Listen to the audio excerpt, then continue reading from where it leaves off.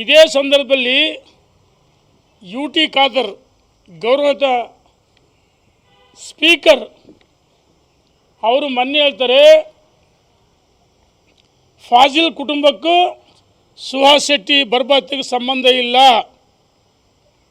ಏನು ನೀವೇನು ತನಿಖಾಧಿಕಾರಿನ? ಫಾಜಿಲ್ ಕುಟುಂಬಕ್ಕೆ ಕ್ಲೀನ್ ಚೀಟ್ ಕೊಡ್ತಾ ಇದ್ದೀರಾ? ನೀವು ನಿಷ್ಪಕ್ಷಪಾತವಾಗಿ ಒಬ್ಬ ಚುನಾಯಿತ ಪ್ರತಿನಿಧಿ, ಸದನದ ಗೌರವವನ್ನು ಕಾಪಾಡ್ತಕ್ಕಂಥ ಒಬ್ಬ ವ್ಯಕ್ತಿ, ನೀವು ಕ್ಲೀನ್ ಚೀಟ್ ಕೊಡ್ತೀರಂದರೆ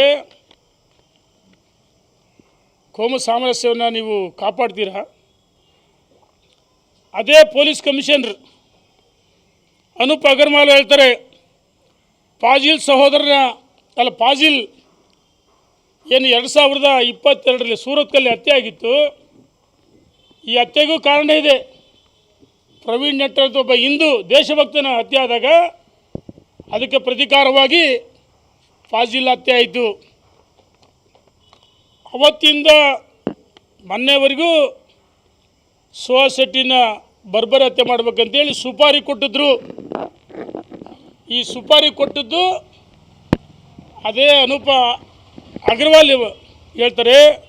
ಇದೇ ಸಂದರ್ಭದಲ್ಲಿ ಯುಟಿ ಖಾದರ್ ಗೌರವದ ಸ್ಪೀಕರ್ ಅವರು ಮೊನ್ನೆ ಹೇಳ್ತಾರೆ, ಫಾಜಿಲ್ ಕುಟುಂಬಕ್ಕೂ ಸುಹಾಸ್ ಶೆಟ್ಟಿ ಬರ್ಬತ್ತಿಗೆ ಸಂಬಂಧ ಇಲ್ಲ. ಏನು ನೀವೇನು ತನಿಖಾಧಿಕಾರಿನ? ಫಾಜಿಲ್ ಕುಟುಂಬಕ್ಕೆ ಕ್ಲೀನ್ ಚೀಟ್ ಕೊಡ್ತಾ ಇದ್ದೀರಾ? ನೀವು ನಿಷ್ಪಕ್ಷಪಾತವಾಗಿ ಒಬ್ಬ ಚುನಾಯಿತ ಪ್ರತಿನಿಧಿ, ಸದನದ ಗೌರವವನ್ನು ಕಾಪಾಡ್ತಕ್ಕಂಥ ಒಬ್ಬ ವ್ಯಕ್ತಿ, ನೀವು ಕ್ಲೀನ್ ಚೀಟ್ ಕೊಡ್ತೀರಂದರೆ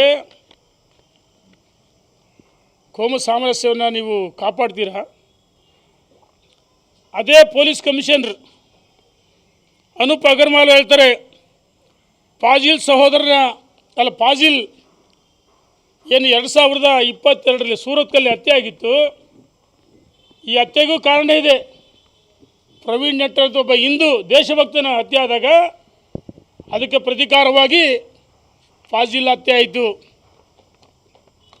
ಅವತ್ತಿಂದ ಮೊನ್ನೆವರೆಗೂ ಸುಹಾಸ್ ಶೆಟ್ಟಿನ ಬರ್ಬರ ಹತ್ಯೆ ಮಾಡ್ಬೇಕಂತೇಳಿ ಸುಪಾರಿ ಕೊಟ್ಟಿದ್ರು. ಈ ಸುಪಾರಿ ಕೊಟ್ಟಿದ್ದು ಅದೇ ಅನೂಪ್ ಅಗರ್ವಾಲ್ ಹೇಳ್ತಾರೆ.